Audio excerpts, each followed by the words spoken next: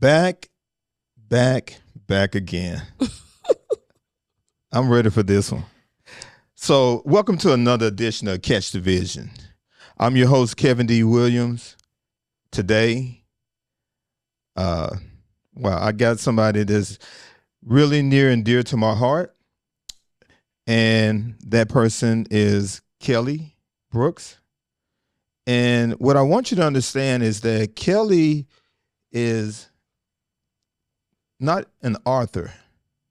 She's a book publishing coach who happens to be an author because she wrote her book before she started working with myself and my daughter and my wife. And we're going to get into that. And now many, many more aspiring new authors.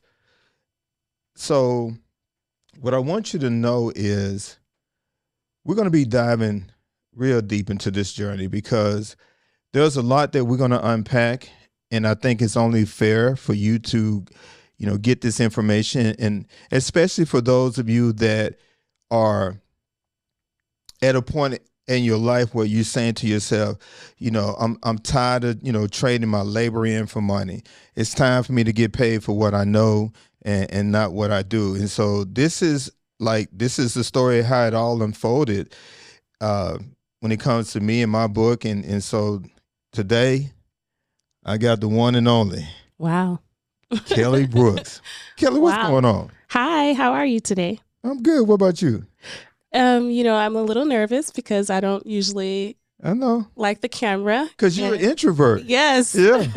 Very much so. What? Let's just start right there. So, Kellie, share with people this journey that takes us back, 2 years now? A little over 2 years? Yes. Yep, yeah. Just about. So this, first of all, let's start with what inspired you to write your book?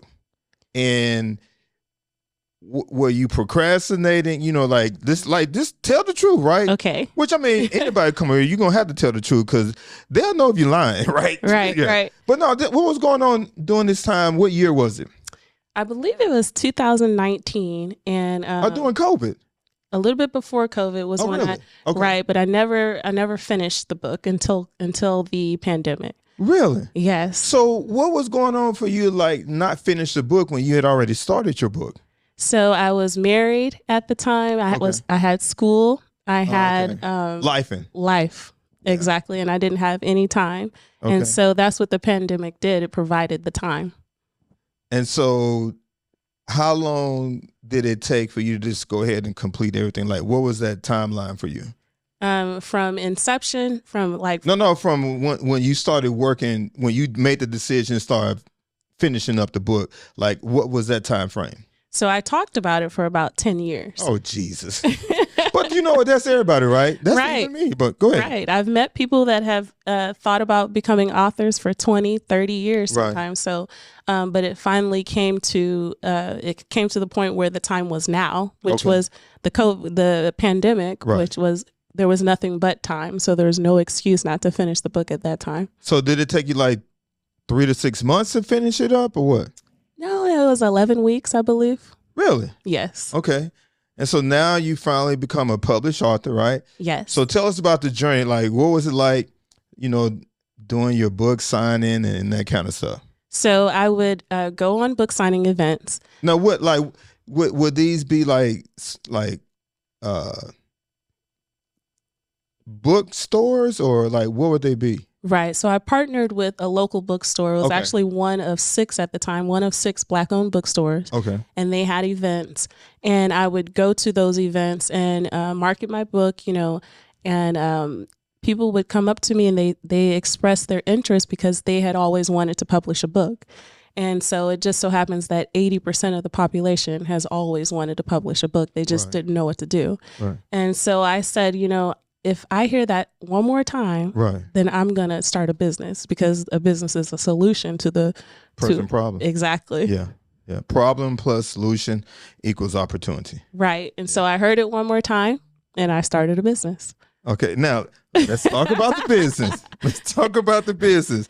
Okay. Okay. So you started the business, and at this time, what was your price to help someone publish a book from start to finish? What was the price? Well, so let's rewind just a little bit because like you were saying at first, I'm very introverted. Yeah. And so even the pandemic was not a problem for me. I loved, in fact, enjoyed being in the house, not being social. Yeah. So whenever I said, if I have a business, I have to get it out there. I have to share with people that this business exists. Right. And I can't do that in the house like the way I want to. Okay. So I saw that I went on Eventbrite and I saw that you had an ad there. Oh, so you hadn't even started so you didn't even have a client? Never. No. Really? Right. Okay, well, what was your price even though you didn't have no clients? What was the price? It was $497. To help someone write their book from start to finish? Yes. So where's your profit margin? I made about 50 cents per book. Maybe 25. Had you done one for somebody at that time, right? Right. Okay. Been about 50 cents per book. Yeah. Okay. All right. So this is where you come across me. So walk us through this journey. So when I signed up for that free webinar, and what type of webinar was it? It was for networking. Yeah. That was to help me with my being more social. Because originally I would go to networking events and I would spend hours there. I would meet about 4 people. Okay. And then follow up with 0 people and then get 0 clients. Okay. So I was like, no, I have to learn how to socialize. Okay. So I signed up for that free webinar and you taught us the elevator pitch. Mm-hmm. And so you offered a one-on-one session, which I said, I don't know if I want to spend that money. I'm just cheap like that. So I said, no, I'm not going to do it. But you continued to follow up, which I thought, okay, this is his sales pitch. That's how business works, right? Right. So I was like, okay, let me invest in myself. I spent the money, signed up for the one-on-one course with you. Right. And you taught me, how to network properly. You gave me a lot of tools. And I said, oh, that was helpful. And you thought that was going to be the end of that, right? I thought it was the end. I said he got his sale. Yeah. That's over. Okay. And, then because my thing is to follow up with the students, right? Right. And so you got the information, but did you kind of sit on it a little bit? I did. Really? Well, I tried it out. I don't even remember how long it was before I had the next networking event. Yeah. But afterwards, it surprised me because you kept sending information like different networking opportunities. Yeah. You sent audiobook suggestions on how to improve. And I was thinking, oh man, I thought he got his sale already. I thought it would be over. Right. But it made me realize that you actually cared about my success. Mm-hmm. So that was different. And so once you really started putting it into practice, right? Right. Then I think so the next thing you signed up for was the storytelling course, right? Yes. And I think that's when you had, asked me the question. You said, Mr. I'm going to sound like you. I'm going to, do the best. Mr. Williams, can I ask you a question? I said, sure, Kelly, what's your question? Have you written a book? I said, I said, Kelly, it's funny you should ask that question because at that time I had did a workshop for one of the cable companies here in Texas. And they asked the same thing. They said, so Kevin, we're going to bring you in to train our sales team on networking and perfecting the elevator pitch. And so, but before we bring you in, we want to order 200 copies of your book. And that's when I was like, because this is us on a Zoom. Mm-hmm. I said, I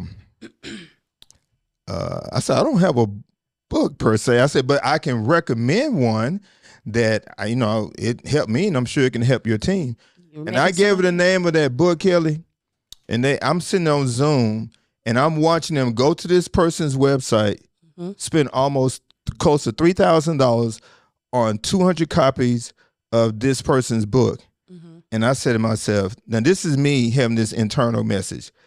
You can't let that happen again. Right. And so when I said to you, I said, Kelly, that's funny. You should say that. And I shared that story. And I said, I don't even know where to start. You said, well, can I make a suggestion? I said, sure, Kelly, what's your suggestion? Well, you can start by paying me. I said, you know what? That's a good start. Mm-hmm. And so share with them what we did for 4 weeks. Cause was supposed to have taken 90 days. Now I always said it was 31 days, but you said something different. So tell us about that. So you and I met on a few Saturdays. Yeah. And we kind of just brainstormed. I picked your brain a little bit. Yeah. And we wrote the book, and it was about 28 days. It was less than 30 days later. Yeah. We created Unlocking Opportunities. This book right here. Yeah. This book right here, Unlocking Opportunities, has unlocked more doors because of the book that I could have ever imagined. And to your surprise, because for me, Kelly, I'm not an author.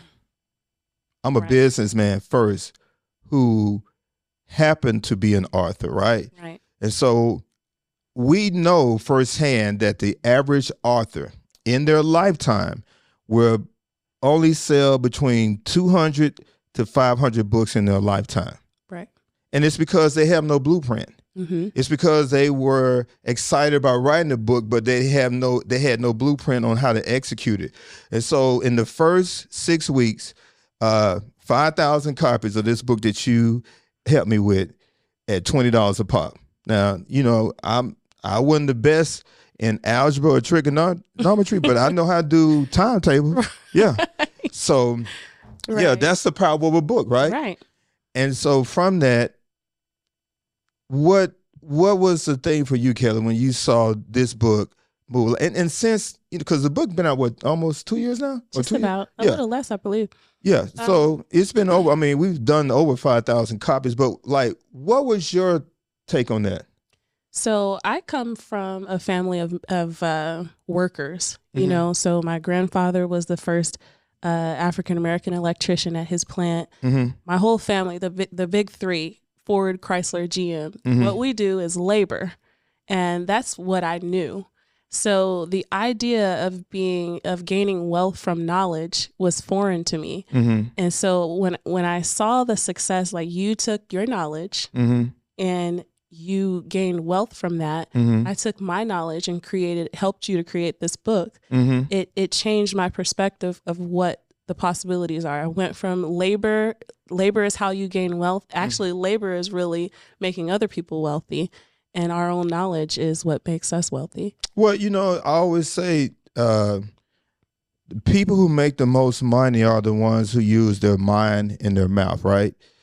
The least paid people, and this is no disrespect, right? With the exception of professional athletes, the least paid people are people who use their muscles.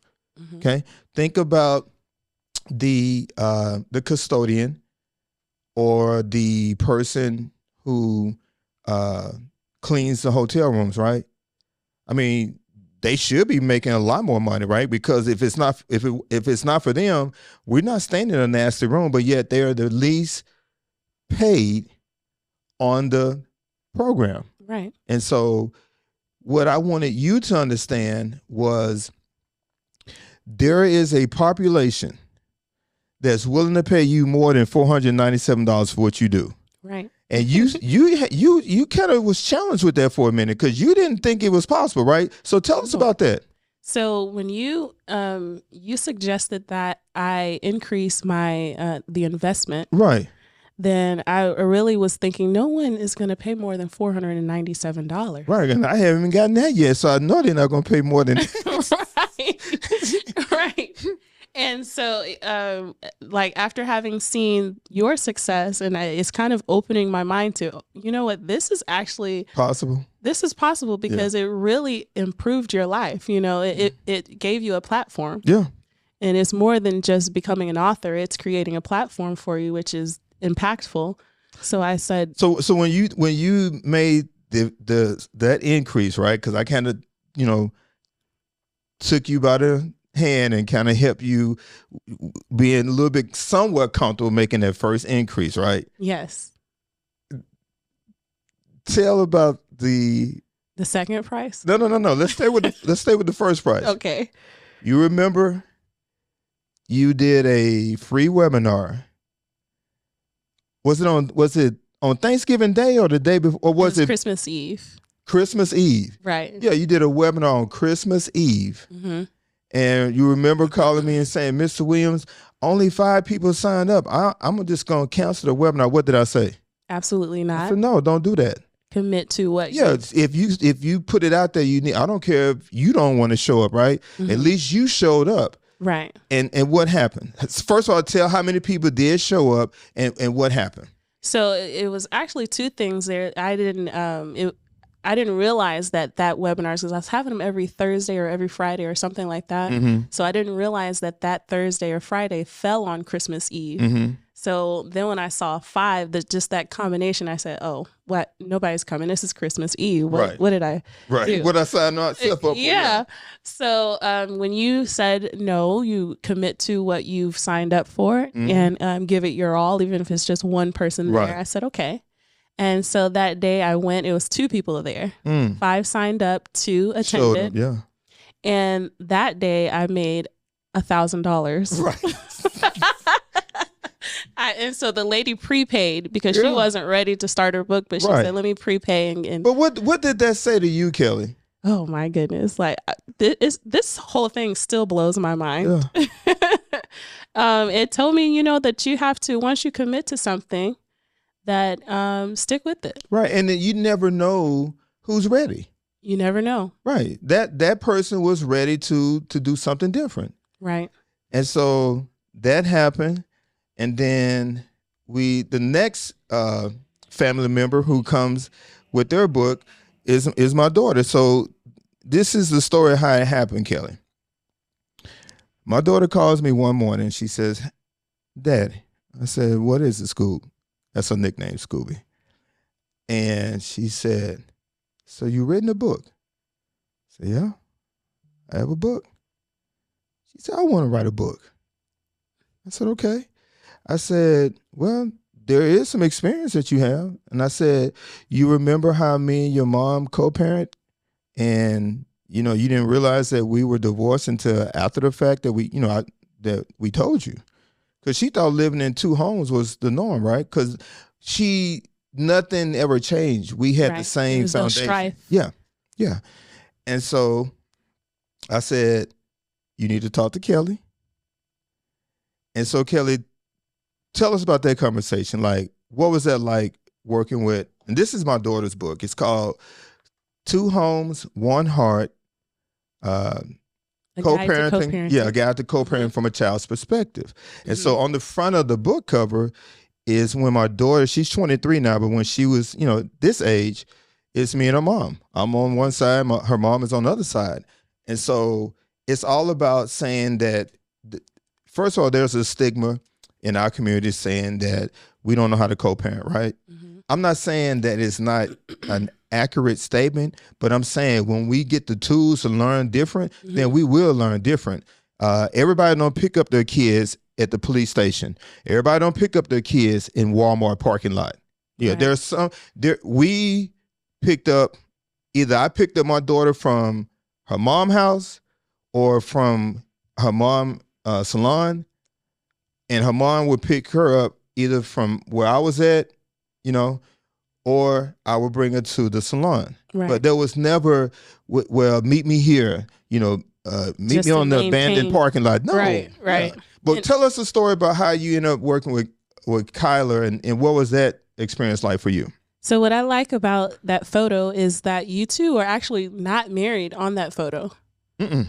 And so you could see the impact that she has a smile on her face and you two are just like in harmony.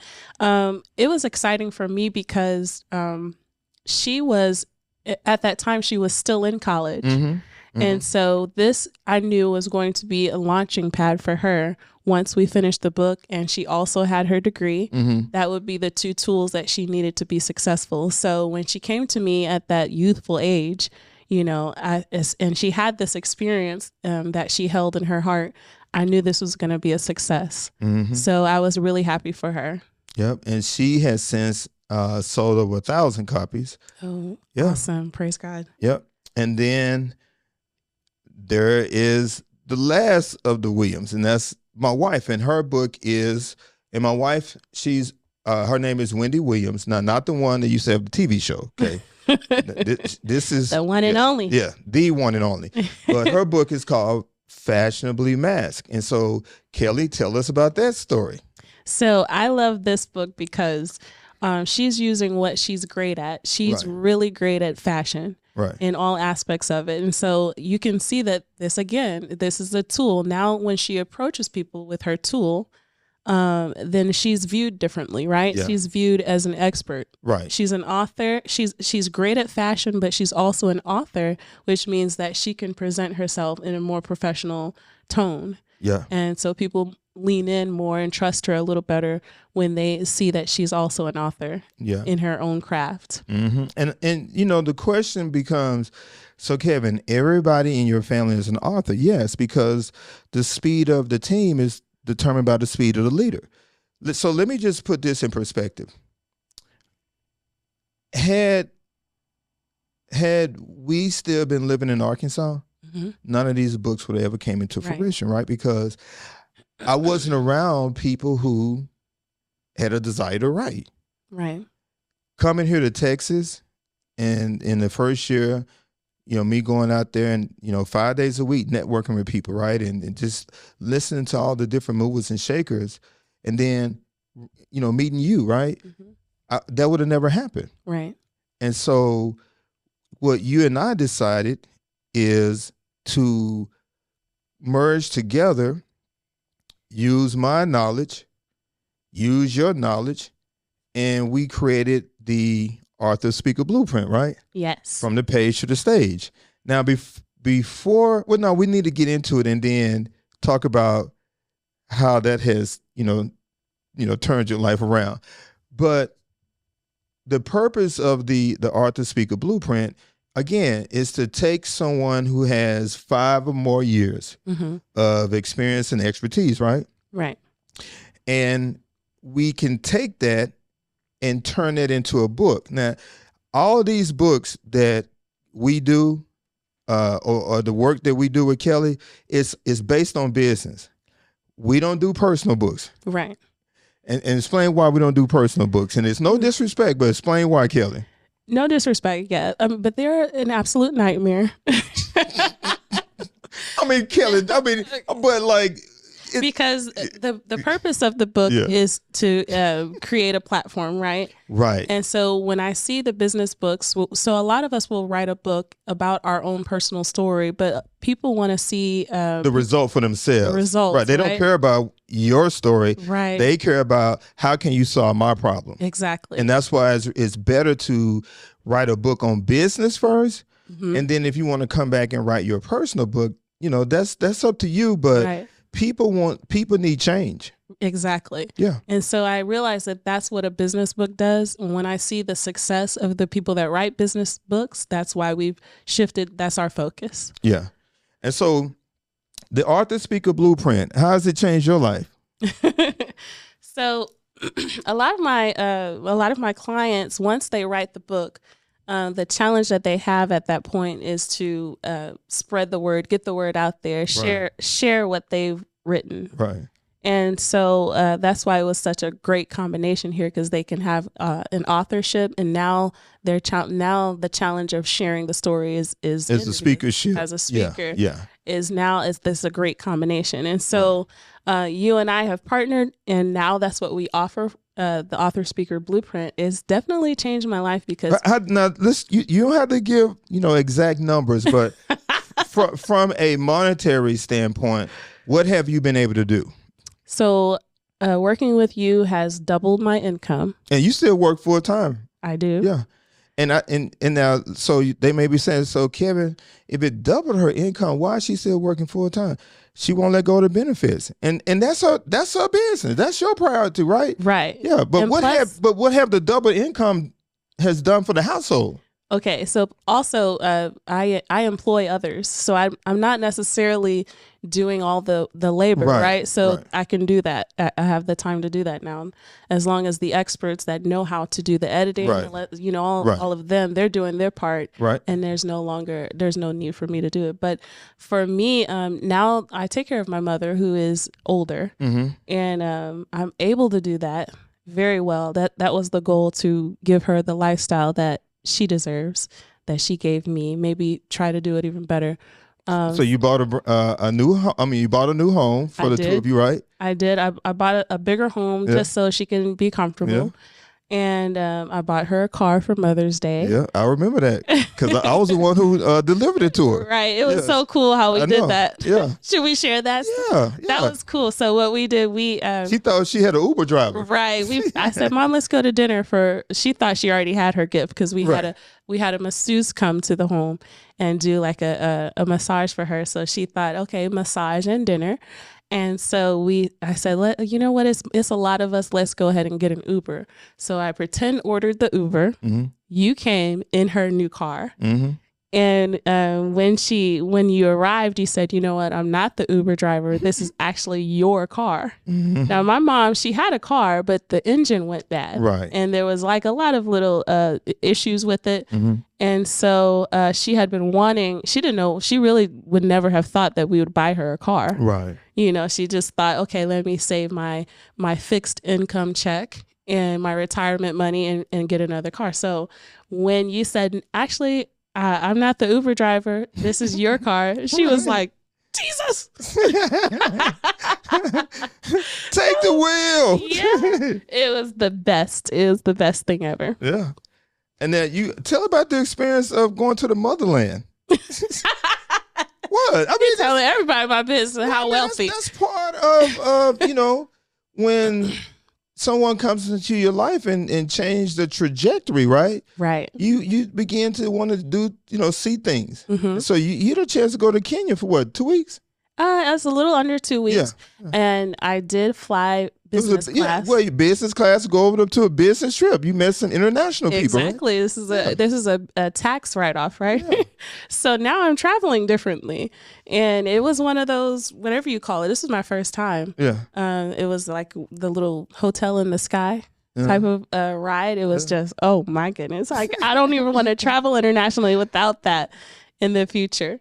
Mm-hmm. So all of those things were possible because of my I changed my entire tax bracket. Yeah. Yep.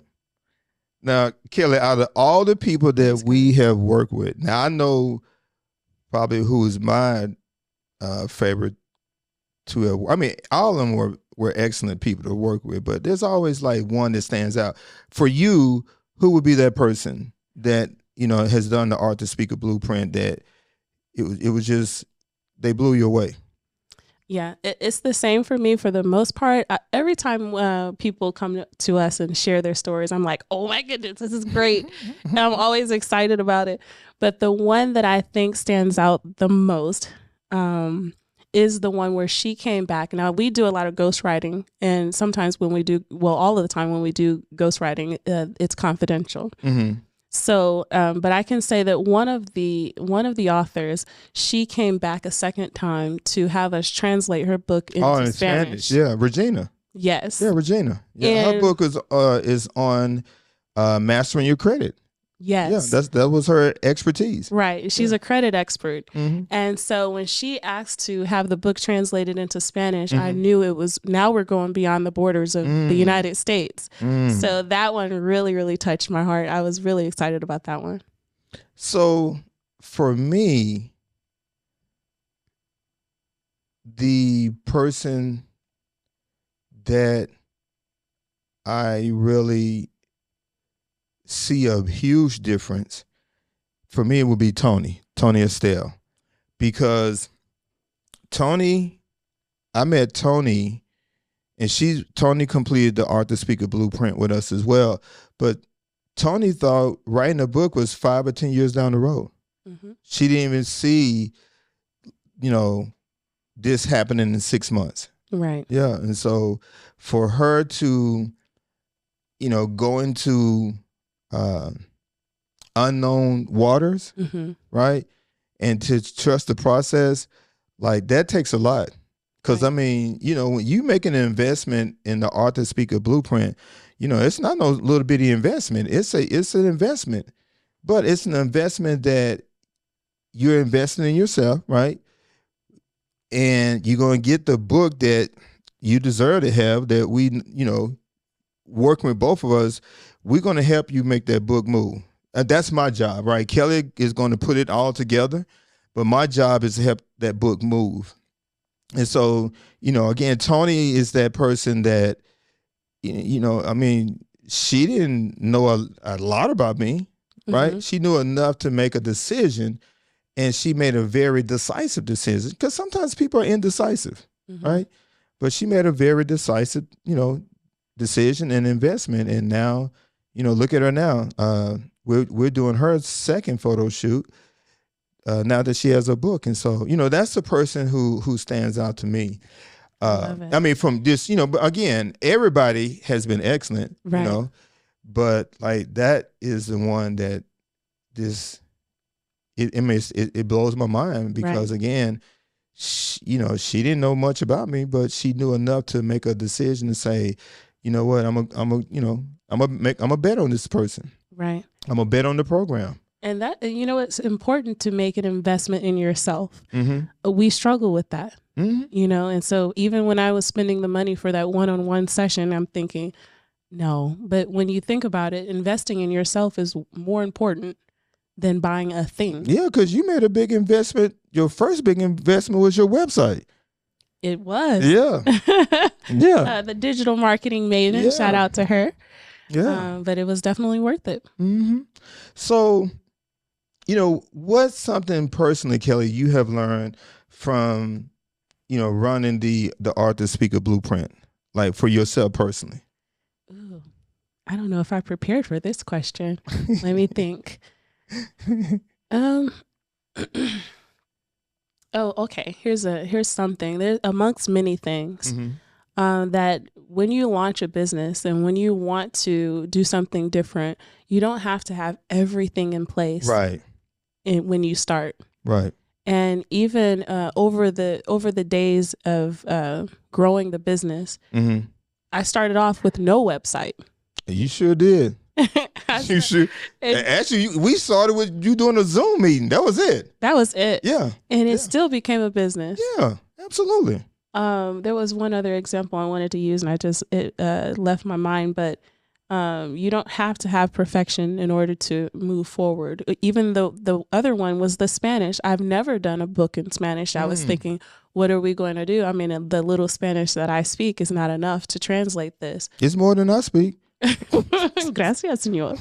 Right. So it was that I have other people that are experts that know how to translate mm-hmm. in Spanish. Mm-hmm. And so that type of thing tells me you don't have to know everything to become successful. Right. The who doesn't always have to be you. Exactly. Yeah. Sometimes you just need to be the bridge that bring it together. Right. Mm-hmm.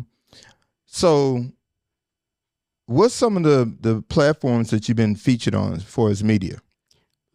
Okay. Blacknews.com. Yeah. You've been on there twice. Yes. Yeah. Blackauthors.com. Oh, wow. Okay. The Portland Observer. Really? Yeah, that one blew my mind, because that client, she chimed in from Portland, Oregon. When I asked her, where did you hear about us? She said, oh, it was in the newspaper. Wow. Right. And I said, I never had any interaction with that newspaper. So the Portland Observer was media is powerful. Like PR is real powerful. It is. Yeah. Voyage Dallas Magazine, the Metro. There's countless, just countless. I can't even remember all of them. So, Kelly, in your professional thought process,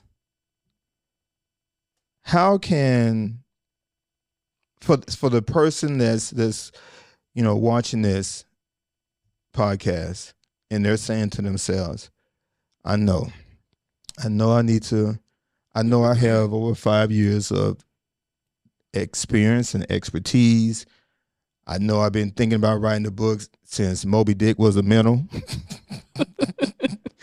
So, but Kelly, just give me one reason why I should do this. I would say, here's what, not the reason, but I want to say this: start today, because if you look up and you're still saying this 10 years later, there's someone else that probably wants to hear this story, that needs this book. They need to know what you have to write. And so I would say start today. Don't procrastinate. So the book that they're sitting on, somebody else is waiting on. Yes. I want you to look at the camera, and I want you to just share with the people what's your mission, because you have a certain number that you want to execute within the next 3 to 5 years. Talk to people about that number and why you want to do it so passionately. So the mission is to create 1,500 plus new authors. Aspiring authors become published authors within the next 3 to 5 years. And, I know what it has done for the other clients that we have. And so I would love to see that. It's about a legacy, leaving something here. Even when you're long gone, you'll have your story and you'll have your business would have launched, and you'll have the success that you want while you're here. And so that's the goal. And so far we've have over 210 was the last time I looked at the invoice count, but that's where we are, and we hope to continue to move forward with that. And let me just add to that, Kelly. The book does 3 things, right? One, it makes you an authority figure, right? Because most people don't have a book. Right. Number 2, it's a way to generate passive income and then open doors that maybe never would have opened because you didn't have a book, right? But I think to me, is number 3. And number 3 is legacy. If you think about it, how many books have you read that someone written and they're no longer alive today? Right. I know I can count a lot. I mean, exactly. Let's start with Think and Grow Rich by Napoleon Hill, right? Right. That man has been dead for over 100 years, right? And yet it's still a best-selling book. People's lives are still being changed. Think about Stephen Covey, 7 Habits of Highly Successful People, right? Oh, yeah. Stephen Covey is no longer alive, but people still buying the book. People's lives are still being changed. I mean, we could go on, but those names should be your name that I say. And that's how we start changing the dynamics in our communities. Right. That's how we start getting in places that we never dreamed of being in. I mean, I would have never dreamed last year being in California for 46 days. I would have never dreamed that, right? I mean, I know it's possible, but the book made it possible. Right. Different companies like Chick-fil-A and Comerica Bank and First United Bank, like those businesses and entities and organizations are a part of my platform now because I gave them a part of my experience and expertise, and it was because of the book. So, Kelly. Yes, Bishop. Deacon, no.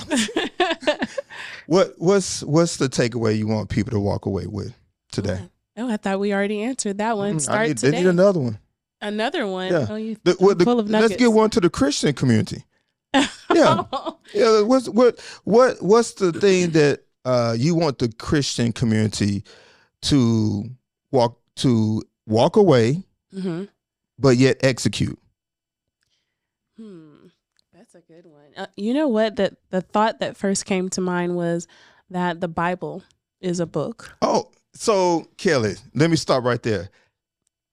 This is something else people say. Well, if the good Lord want me to write a book, I'll hear from him. I say, the good Lord's an author too, right? So if we're reading the Word, which is a book, am I right? Right. Why wouldn't the good Lord want us to do the same? That's true. And a lot of times religion will kind of encourage us to procrastinate. We will say, when I get the inspiration to move forward, I will. But I'm just waiting to hear from God. I'm waiting to hear from God. And I think that we need to think about He empowers us to do that type of thing. Exactly. He empowers us to move forward. And so faith without works, the works part is the challenge. Dead. It's dead. Right. Yeah. Wow. So, Kelly, I want to thank you personally for sharing your story, your wisdom, and your journey to all of us today. And here's what we've learned. You've shown us that you've shown me that a book is more than just words on a page. Mm-hmm. It's a key to opening doors, establish authority, and create generational impact. Right. Because impact is what drives income. So for those of you that's watching, if you ever thought about writing a book or stepping onto the stage to share your story, the Author Speaker Blueprint can be the exact blueprint that you need. Because this is what I want you to remember. There's more money in what you know than it'll ever be in what you do. And so this has been another episode of Catch the Vision. I'm Kevin D. Williams.